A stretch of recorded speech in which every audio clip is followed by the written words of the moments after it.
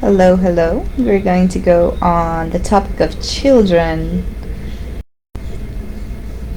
and what the Bible has to say about children. Okay, so this is our topic for today.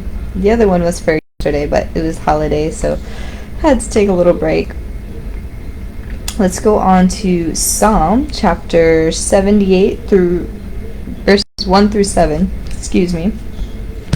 My people, hear my teaching. Listen to the words of my mouth. I will open my mouth with a parable. I will utter hidden things, things from old, things we have heard and known, things our ancestors have told us. We will not hide them from our descendants. We will tell the next generation the praiseworthy deeds of the Lord, his power and the wonders he has done. He decreed statutes for Jacob and established the law in Israel, which he commanded our ancestors to teach their children. So in the next generation we would know them, even the children yet to be born, and in turn would tell their children, and they will put their trust in God, and would not forget his deeds, but would keep his commands. So this is a beautiful excerpt from Psalm 78, talking about ancestral knowledge and passing things on to the children yet to be born, and then the fact that they would tell even their children. So this ancestral knowledge and keeping that bond strong to ancestors of the old, right? Ancestors from generations before us. Keeping that bond strong, keeping these truths that we know to be true, very, very sturdy. So open yourselves up. Don't be afraid to open yourselves up, because it is coming from the Lord, and is God's command and is God's will to keep that knowledge going from generation to generation.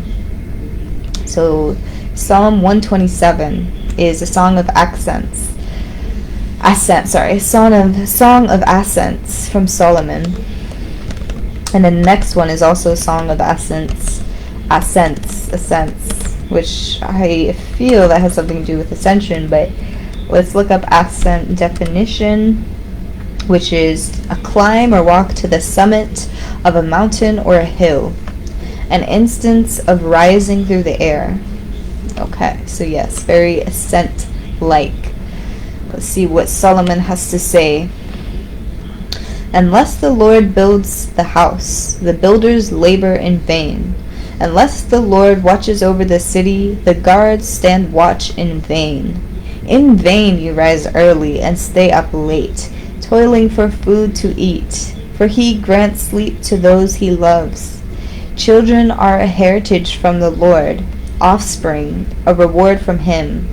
Like arrows in the hands of a warrior are children born in one's youth. Blessed is the man whose quiver is full of them. They will not be put to shame when they contend with their opponents in court. Very interesting from King Solomon. And beautiful, yes. The blessing that our children, and many of them, very blessed is the man whose quiver is full of them.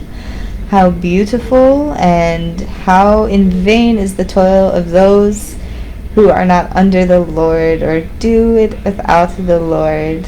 How unfortunate. But when you have God, everything is better. Everything is better. Let's go on to Psalm 128, which is a song of ascents.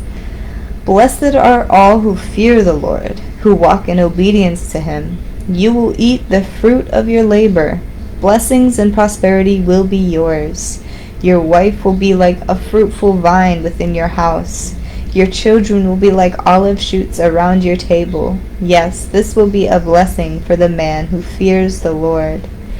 Yes, and we talked a little bit about the fear of God, right? How it is good and humbling to have... Oh, you know what? I still have few more lines, sorry. Yes, this will be a blessing for the man who fears the Lord. May the Lord bless you from Zion. May you see the prosperity of Jerusalem all the days of your life.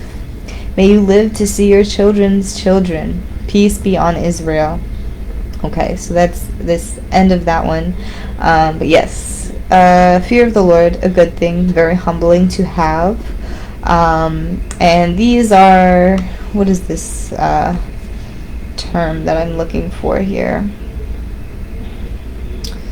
I'm forgetting the name, but whatever is saying about the wife will be like a fruitful vine, it's not objectifying, because he's saying will be like. I forget what that term is. If anybody can think of it, you know what I'm talking about when we use the word like. It's to grammar, third grade grammar, come back to me. Anyways, your children will be like olive shoots around your table. Your wife will be like a fruitful vine. Not meant to be in an objectifying way. Just, it's poetry, right? We ascribe things. Damn, there is a term for this. I'm blanking right now. But yes, it's beautiful. Beautiful depiction. Jeez, that's all I can think of right now. So let's go on to Matthew chapter 1 through 9. And then we have a few more after that. So, chapter 18, verses 1 through 9. At that time, the disciples came to Jesus and asked, "Who then is the greatest in the kingdom of heaven?" He called a little child to him and placed the child among them. And he said, "Truly I tell you, unless you change and become like little children, you will never enter the kingdom of heaven. Therefore, whoever takes the lowly position of this child is the greatest in the kingdom of heaven, and whoever welcomes one such child in my name welcomes me. If anyone causes one of these little ones, those who believe in me, to stumble, it would be better for them to have a large millstone hung around their neck and to be drowned in the depths of the sea. Woe to the world because of the things that cause people to stumble. Such things must come, but woe to the person through whom they come. If your hand or your foot causes you to stumble, cut it off and throw it away. It is better for you to enter life maimed or crippled than to have 2 hands or 2 feet and be thrown into the eternal fire. And if your eye causes you to stumble, gouge it out and throw it away. It is better to enter life with 1 eye than to have 2 eyes and be thrown into the fire of hell." So, peace and love, God. We know Jesus for preaching peace, kindness, and forgiveness. But he can also be cutthroat, am I right? He can also be very cutthroat and very just get down to the nitty-gritty. And he does kind of wish death upon anybody who is a hinder or a stumbling block for, of course, these little children who believe in him. So it is crazy. It is crazy, but it is pretty accurate towards his feelings of this. And yes, again, we're discussing the humbleness that is required, right? To enter the kingdom, you must be humble and have a heart like a child. Have it be fresh and in awe and in wonderment, more times than not, right? It is very important for you, for your happiness and for your health. So he's saying all good things here. Yes, and very cutthroat. We're just, with these depictions of like cutting off your feet or whatever, your hands, it's more so like I'm trying to look up like meanings of like what actually he's talking about, but really just anything that is giving your getting in the way, like any kind of hindrance that's getting in the way of either your connection to the Lord or, just anything that's not good, right? Just cut it out of your life. I don't know what necessarily is referring to, but I'm sure everyone has their own hindrances, right? So let's go on to Mark chapter 10, verses 13 through 16.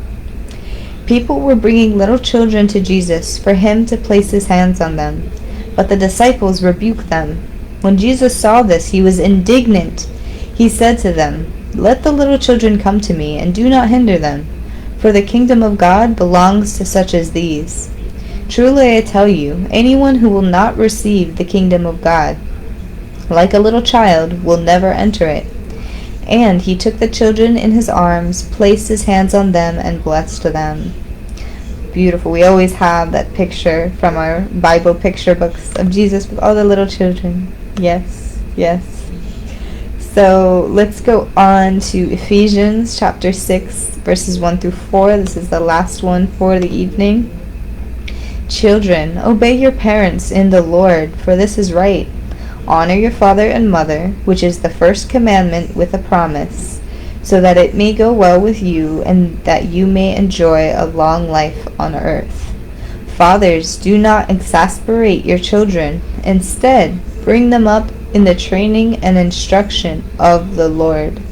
So very good. I did want to look up exasperate, because it is different than exacerbates. It's similar in definition, but it is different because I always use the term exacerbate, but exacerbate, which I don't even know how to spell. It's right here. I feel exasperated. Exasperate. Okay, with an X. Exasperate. Not exacerbate. Exasperate is to irritate and frustrate someone intensely. Irritate and frustrate someone. Okay. Sometimes confused with exacerbate, yes, which I think is, just so you know, exacerbate is to make a problem, bad situation, or negative feeling worse, which I think I might have confused this in the past, honestly, but yes, exasperate is to irritate, frustrate someone intensely. So, yes, y'all. Yes, that's it for the children. That's it. All I have to say about the children. Let's wrap up this night. I'm gonna put on the rest of my movie. Go get Ian because he is wanting my love. So yes, have a great evening, everybody. Sleep well. Bye bye.